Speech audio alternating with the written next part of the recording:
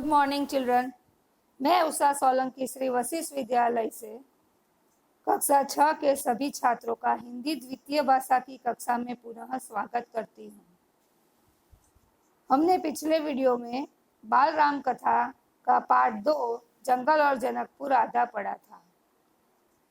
उसमें हमने देखा कि विश्वामित्र दोनों राजकुमारों को बोल रहे थे कि हम मिथिला नगरी जाएंगे और वहां जाकर हम अद्भुत शिव धनुष के दर्शन करेंगे।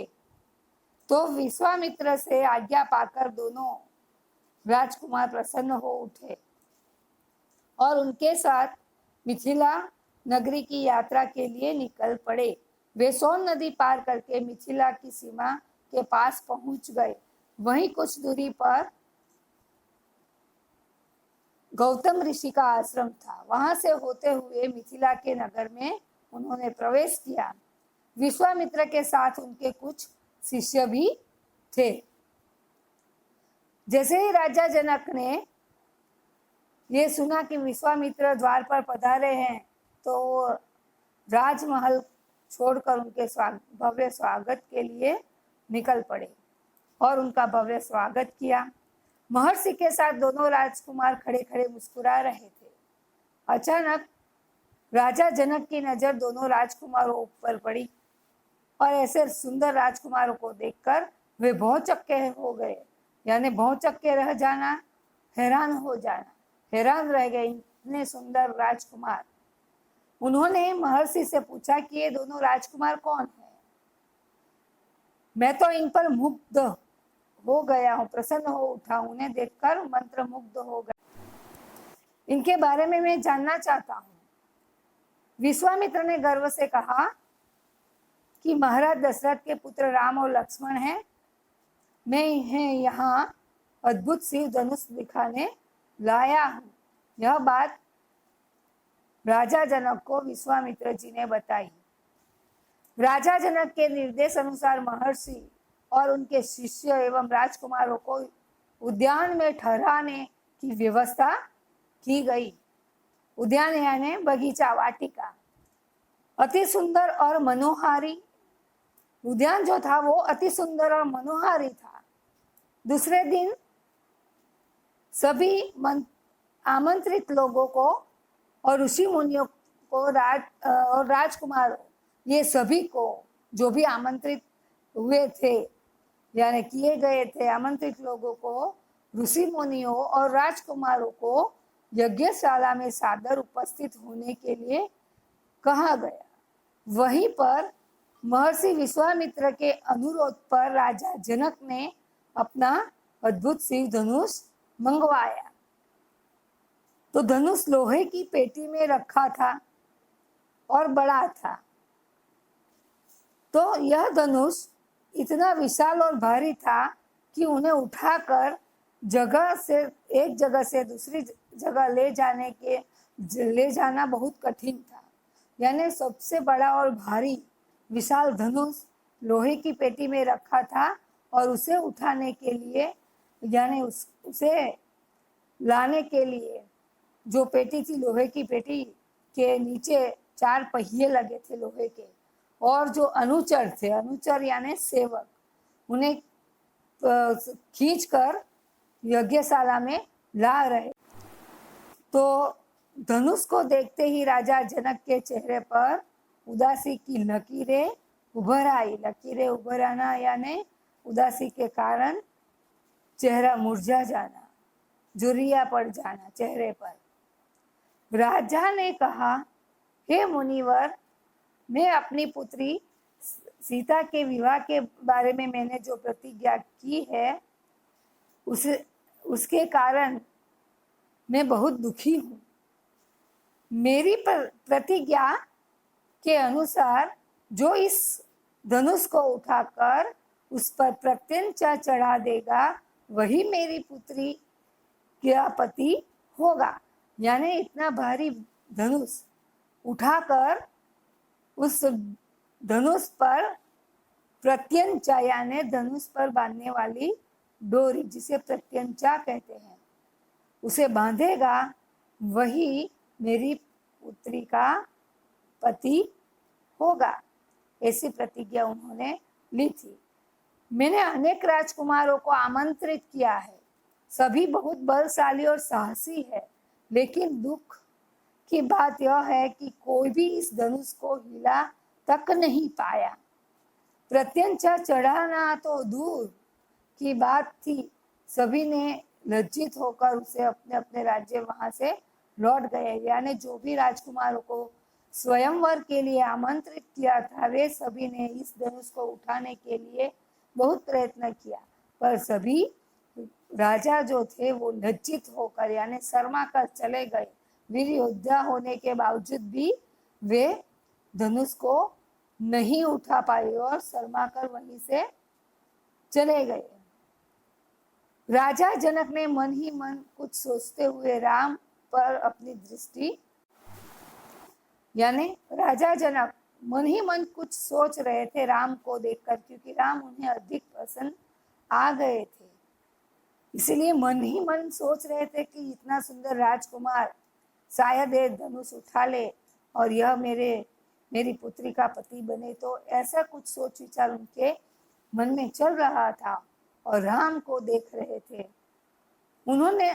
उन्हें ऐसा लगने लगा था कि राम धनुष को उठाकर उस पर प्रत्यंचा चढ़ा सकते हैं। विश्वामित्र ने राजा के मन की बात भाप ली, यानी जान गए विश्वामित्र राजा की बात कि राजा यह चाहते हैं कि राम ये धनुष उठाकर उस पर प्रत्यंचा चढ़ाए और उनकी बेटी सीता से विवाह करे। उन्होंने राम से धनुष उठाने को कहा। राम ने सिर झुकाकर गुरु की आज्ञा स्वीकार कर ली। उन्होंने पेटी का ढक्कन खोला और धनुष को देखा और गुरु के संकेत पाते ही बड़े सहज भाव से धनुष को उठा लिया। फिर उन्होंने पूछा कि मुनिवर, क्या ये मैं इसकी प्रत्यंचा भी चढ़ा दूं? मुनिवर ने कहा, हाँ, यदि तुम ऐसा कर सकते हो तो अवश्य चढ़ा कर दिखाओ। तो इस तरह राम ने मुनिवर की आज्ञा लेकर धनुष पर प्रत्यंचा चढ़ाने का प्रयत्न किया। राम ने जिस सहजता से धनुष को उठाया था, उसी सहजता के साथ उन्होंने उसकी प्रत्यंचा को भी चढ़ाना शुरू किया। लेकिन इस बीच धनुष एक खिलौने की भांति टूट गया। यानी जैसे ही वो डोरी बांधने के लिए धनुष के एक छोर को झुकाने लगे, तो जैसे ही धनुष झुकाने गए तो वो धनुष बीच में से टूट, वह दो टुकड़े में विभक्त हो गया। यज्ञशाला में जितने भी लोग उपस्थित थे सभी आश्चर्यचकित थे। यह सब देखकर भी उन्हें विश्वास नहीं हो रहा था कि इतनी कम आयु का राजकुमार ऐसे विशाल धनुष को तोड़ सकता है। महाराज जनक के चेहरे पर आश्चर्यचकित यानी आश्चर्य से मिश्रित खुशी झलक रही थी। वे अति प्रसन्न थे क्योंकि उनकी प्रतिज्ञा अब पूरी होती दिखाई दे रही थी। उन्हें अपनी पुत्री के लिए जिस योग्य वर की खोज थी वह मिल गया था। अब उन्हें विश्वामित्र से अपनी यह इच्छा प्रकट की कि महाराज दशरथ को अति शीघ्र निमंत्रण भेजा जाए। तो इस तरह मिथिला में राम लक्ष्मण विश्वामित्र के साथ गए, वहां के अद्भुत शिव धनुष का दर्शन किया और राजा जनक की जो दुविधा थी, चिंता थी कि मैंने कितने महाबली राजाओं को निमंत्रित किया था इस धनुष पर प्रत्यंचा चढ़ाने के लिए। मैंने प्रतिज्ञा ली थी कि मेरी बेटी उसी से विवाह करेगी जो इस धनुष पर प्रत्यंचा चढ़ाएगा, पर यह बात जो थी वो चिंताग्रस्त लगने लगी क्योंकि जो राजा आए थे वे सभी यह धनुष नहीं उठा पाए थे और लज्जित होकर अपने राज्यों में वापस चले गए थे। तो जैसे ही उन्होंने राम को देखा तो उनके मन में यह लगने लगा कि राम ये धनुष उठा सकते हैं। तो विश्वामित्र जी राजा जनक के विचार को समझ गए इसलिए उन्होंने राम को आज्ञा दी कि तुम इस धनुष, और राम ने धनुष उठाया। फिर विश्वामित्र से आज्ञा ली कि क्या मैं ये इसे प्रत्यंचा इस पर चढ़ा दूं। तो विश्वामित्र से आदेश पाकर ही राम ने धनुष उठाया और उसे उस पर प्रत्यंचा चढ़ाने गए तो धनुष बीच में से टूट गया। तो राजा जनक आश्चर्यचकित हो गए और उन्हें अपनी प्रतिज्ञा पूरी होती हुई दिखाई दी। इसलिए उन्होंने विश्वामित्र जी से कहा कि अति शीघ्र राजा दशरथ को बुलवाया जाए, आमंत्रित किया जाए, क्योंकि उनके बेटे का विवाह होने जा रहा था, तो निमंत्रण भेजा जाए, ऐसी बात उन्होंने बताई। वह बारात लेकर जनकपुरी पधारे। निमंत्रण भेजा कि राजा दशरथ बारात लेकर जनकपुरी पधारे। इस संबंध में महर्षि विश्वामित्र ने उन्हें अनुमति दे दी और तुरंत अयोध्या के लिए दूत भेज दिए गए। पूरी जनकपुरी खुशियों से झूम उठी। सभी बारात के स्वागत की तैयारियों में जुट गए। खुशियां केवल जनकपुरी तक ही सीमित नहीं थी, वरन अयोध्या में भी पहुंच गई। जैसे ही दूत ने राजा जनक का संदेश महाराज दशरथ को दिया, राजा रानी समेत दरबार के सभी लोग खुशी से उछल पड़े। दशरथ ने तुरंत बारात की तैयारी का आदेश दिया। बारात तैयार हो गई, जिसकी शोभा घोड़े, रथ और सेना बढ़ा रहे थे। पूरी सेना के साथ सज और बहू के लिए जो भी साज श्रृंगार लेना था वो सभी चीज उपहार लेकर राजा जनक बारात को लेकर मिथिला नगरी के लिए निकल पड़े और 5 दिनों में वहां पहुंच गए। जनकपुरी की शोभा देखते ही सभी मार्ग पर तोरण द्वारों से सुशोभित थे, यानी सभी जो बड़े बड़े मार्ग थे वहां बड़े बड़े द्वार होते हैं, उनके ऊपर भी तोरण सजाए गए थे। फूलों की सुगंध चारों ओर व्याप्त हो रही थी। एक एक घर सजा हुआ था और जगमगा रहा था। सभी घरों में मंगल गीत गाए जा रहे थे। सबको बस एक ही ललक थी, राम और सीता की अद्भुत जोड़ी देखने की, यानी जनकपुरी पूरी तरह से सज्ज थी सीता के विवाह के लिए। चारों ओर सुशोभन किया गया था और नगर की सुंदरता देखते ही बनती थी। विवाह का आयोजन चल रहा था। उस बीच राजा जनक ने राजा दशरथ से कहा, हे राजन, आपके ज्येष्ठ पुत्र राम ने मेरी प्रतिज्ञा पूरी कर दी है। उसने धनुष तोड़कर मेरी बड़ी पुत्री सीता का हाथ थाम लिया है। मेरी एक छोटी बेटी उर्मिला भी है। मैं चाहता हूं कि लक्ष्मण से उसका विवाह हो जाए। मेरे छोटे भाई कुशध्वज की दोनों पुत्रियों मांडवी और श्रुतकीर्ति का विवाह आपके पुत्र भरत और शत्रुघ्न से हो जाए, ऐसी मेरी इच्छा है। हे राजन, आपको मेरा प्रस्ताव कैसा लगा? क्या यह सब आपको स्वीकार है? तो राजा जनक ने अपनी बड़ी बेटी तो राम को दे दी थी। राम ने सीता से विवाह करना तय कर लिया था और जैसे ही प्रतिज्ञा राम ने पूरी की तो राम का विवाह सीता से होना ही था। तो जैसे ही राजा दशरथ जनकपुरी पधारे तो राजा जनक ने राजा दशरथ से कहा कि मेरी छोटी बेटी है उर्मिला, उसका विवाह मैं लक्ष्मण से करना चाहता हूँ, और आपके तो 2 और पुत्र है शत्रुघ्न, भरत, ये दोनों को विवाह मेरे छोटे भाई कुशध्वज की दोनों पुत्रियों के साथ कर। क्या ये प्रस्ताव आप स्वीकार करते हैं? ऐसी बात उन्होंने राजा दशरथ को बताई। राजा दशरथ को विदेहराज के प्रस्ताव को स्वीकार करने में कोई आपत्ति नहीं थी। यानी राजा जनक का जो प्रस्ताव उन्होंने रखा उसे राजा दशरथ ने तुरंत स्वीकार कर लिया। उन्होंने इस प्रस्ताव को तुरंत ही स्वीकृति दे दी, यानी स्वीकार कर लिया। तो विवाह का कार्यक्रम संपन्न हो गया, यानी एक के साथ 4-4 बहुएं उनको नसीब हुई। तो इस तरह विवाह संपन्न हो गया। 12 कुछ दिन तक जनकपुरी में रुककर उसके बाद अयोध्या के लिए रवाना हो गई।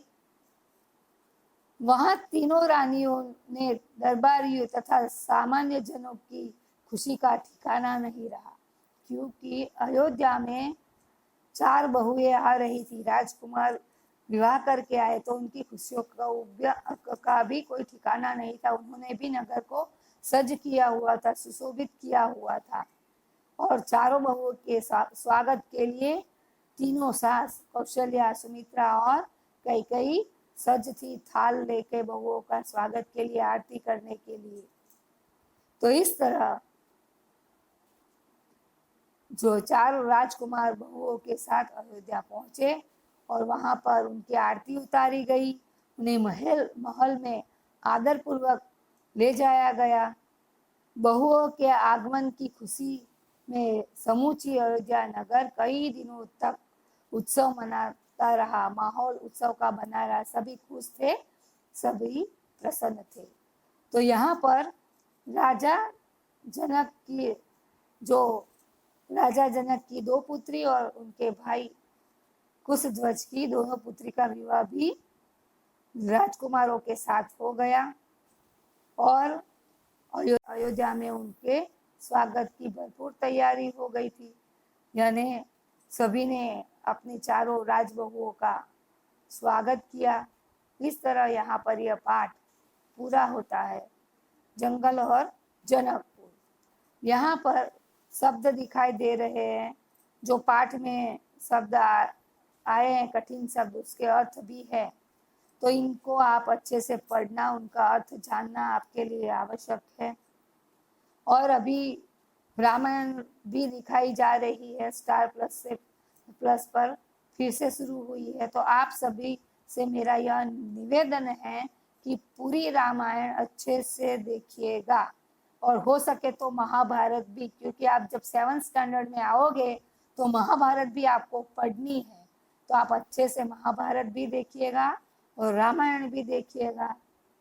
आपको इसके बारे में पूरी तरह से जानकारी मिलेगी और साथ साथ हम पढ़ भी रहे हैं, तो आपका जो भी कॉन्सेप्ट है वो क्लियर होगा। अब हम प्रश्नोत्तर की चर्चा करेंगे संक्षिप्त में, यानी इन शॉर्ट क्वेश्चन आंसर। मैं आपको एक्सप्लेन कर देती हूँ। विश्वामित्र राम और लक्ष्मण को लेकर किस नदी की ओर बढ़ चले? यानी विश्वामित्र राम और लक्ष्मण को लेकर किस नदी की ओर बढ़े? तो सरयू नदी की ओर बढ़े। विश्वामित्र राम और लक्ष्मण को लेकर सरयू नदी की ओर बढ़े। जंगल में भय का कारण कौन था? इस जंगल को किस नाम से पुकारते थे? तो जंगल में भय का कारण ताड़का थी। इस जंगल को ताड़का वन के नाम से पुकारते थे। विश्वामित्र ने राम और लक्ष्मण को कितने प्रकार के शस्त्र दिए? तो विश्वामित्र ने राम और लक्ष्मण को 100 प्रकार के नए अस्त्र शस्त्र दिए। के आश्रम का नाम क्या था? तो विश्वामित्र के आश्रम का नाम था सिद्धाश्रम। मिथिला के राजा का नाम क्या था? तो मिथिला के राजा का नाम जनक था। मिथिला को और किस नाम से पुकारा जाता था? तो मिथिला को जनकपुरी के नाम से पुकारा जाता था। राजा जनक को विश्वामित्र ने राम लक्ष्मण को साथ लाने का क्या कारण बताया? तो राजा जनक को विश्वामित्र ने कहा कि मैं राम और लक्ष्मण को अद्भुत शिव धनुष दिखाने लाया हूं। राम लक्ष्मण भरत और शत्रुघ्न की पत्नियों के नाम लिखिए। तो राम की पत्नी सीता, भरत की मांडवी, शत्रुघ्न की सुतकीर्ति और लक्ष्मण की उर्मिला। राजा जनक के छोटे भाई का नाम क्या था? तो राजा जनक के छोटे भाई का नाम कुशध्वज था। तो यहाँ पर एक क्वेश्चन आंसर की चर्चा भी समाप्त होती है। पाठ भी समाप्त हो गया और पाठ की चर्चा हमने की। पाठ पढ़ा, साथ ही आप रामायण जो टीवी पे आ रहा है वह भी देखिएगा और ये पाठ को भी पढ़िएगा। और इसके साथ में क्वेश्चन आंसर की PDF फाइल भी भेजूंगी, तो आपसे निवेदन है कि उसके प्रश्नोत्तर आप नोटबुक में अवश्य लिख लीजिएगा। धन्यवाद।